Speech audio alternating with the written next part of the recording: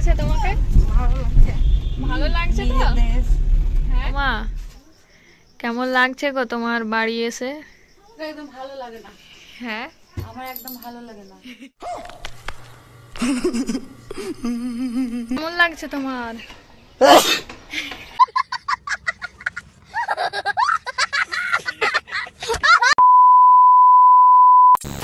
হে everyone, কেমন আছো তোমরা সবাই? আশা করি খুব ভালো আছো। আর নতুন একটা ভিডিওতে সবাইকে ওয়েলকাম জানাই। তো আজকে আমি এই প্রথমবার চলেছি, ওই যে দিদা বাড়ি যাচ্ছি।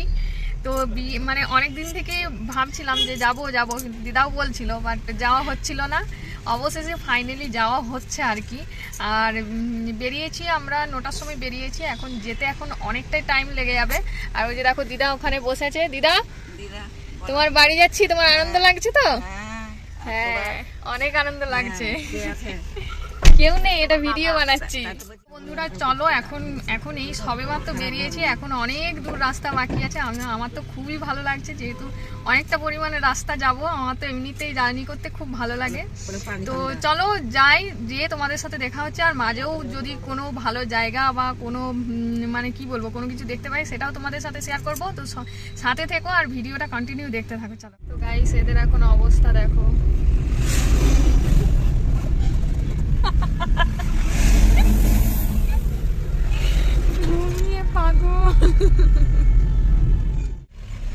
তো গাইস, এখন আমরা একটু দাঁড়িয়ে পড়েছি। এই যে মুড়ি আর ছোলার তরকারি সব খাওয়া হচ্ছে। এখন হাফ রাস্তা, এখন আছি আমরা সিউড়িতে। এখানে এ খাচ্ছে, আর পিছনে ওই যে দিদা, আর ওইদিকে আছে মা, দেখাতে পাচ্ছি না। এই যে, আর এই যে কুড়কুড়ে মুড়ি আর ছোলার তরকারি। তো হাফ রাস্তায় আছি এখনো পর্যন্ত। অনেকটা রাস্তা যেতে হবে, তাই ভাবলাম মাঝে একটু দাঁড়িয়ে খেয়ে নিই, তাই খেতে লেগেছি। তো চলো, এরপর আবার হাফ রাস্তায় গিয়ে দেখা হবে। 2 hours দিদাবাড়ি যেতে গেলে এই জায়গাতে নামতে হয়। এই জায়গাটার নাম হচ্ছে ওমরপুর। এখান থেকে দিদাবাড়ি যেতে হলে 10 থেকে 15 মিনিট টাইম লাগে। তাই ভাবলাম এখানে একটা হোটেল আছে, এখানে খাবার দাবার খেয়ে দিয়ে তারপর আবার বেরোবো। ভাত খেতে বসার সময় দেখছি ভাতগুলো একটু সিদ্ধ হয়নি, অনেক লোক ছিল তাই তাড়াতাড়ি করে ভাতটা নামিয়ে দিয়েছে। ভুলভাল খাবার, বাবা বলছিল খুব ভালো আগেকার খাবার ছিল, এখনকার মালিক থাকে না, তাই খাবার ভালো না। তারপর আমরা এখান থেকে বেরিয়ে গেলাম, খেয়ে দিয়ে যাই হোক যতটা হলো। এবার দেখো, আমরা ব্রিজ পেরিয়ে যেতে হবে, গঙ্গা পার, মানে গঙ্গার ওপারে যেতে হবে, ব্রিজে করে যাব আমরা।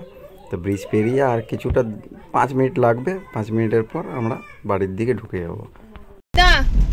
তোমার বাড়িতে চলে এলাম, কেমন লাগছে তোমাকে? ভালো লাগছে তো? হ্যাঁ, কতদিন পর এলে তুমি? 1 বছর। 1 বছর পর? আরেকবার ছিলেন মাসে। ঠিক আছে, চলো যাই তাহলে, দেখি কত দূরে আছে তোমার বাড়িটা। আমার বাড়ি গেলে না আসবা। তো ফাইনালি দিদাবাড়ি চলে এসেছি। আর এই যে দিদাবাড়ির এটা হচ্ছে রাস্তাটা, একটা ছোট্ট সরু গলি। তো বাড়িতে এসে দেখি এই রকম অবস্থা, বাড়ির হাল হয়ে আছে, ইঁদুরে মাটি ফেলে একবারে চারদিকে ধুলোতে একাকার হয়ে গেছে। তো এখন আর কোনো উপায় নেই, এখন একটাই উপায়, সবগুলোকে আগে পরিষ্কার করতে হবে, তবে এই দুটো বেড আর কি পরিষ্কার হবে। তো চলো নেক্সট দেখতে থাকো কি হয়। তো বন্ধুরা, আমরা পৌঁছে গেছি বিকেল 4টার সময়। আর তোমাদের সাথে ভিডিও শেয়ার করা হয়নি। এখানে এসে মানে দিদা তো আমাদের বাড়িতেই থাকতো, মানে তোমাদেরকে ভালো করে বললে দিই, আমার দিদা হচ্ছে আমার মায়ের মা। তো আর কি আমার শ্বশুর বাড়িতে আর কি আছে, এখানে আপাতত নেই, যেহেতু কেউ নেই, ছেলেপিলে নেই, তাই এখানে আর আসে না। ওই বাবা বাড়িতেই থাকে, শ্বশুর বাবা বাড়িতেই থাকে। তো আজ 1 বছর পর এখানে এলো, তো আমিও এলাম আর দিদাও এসছে কিছু কাজের জন্য।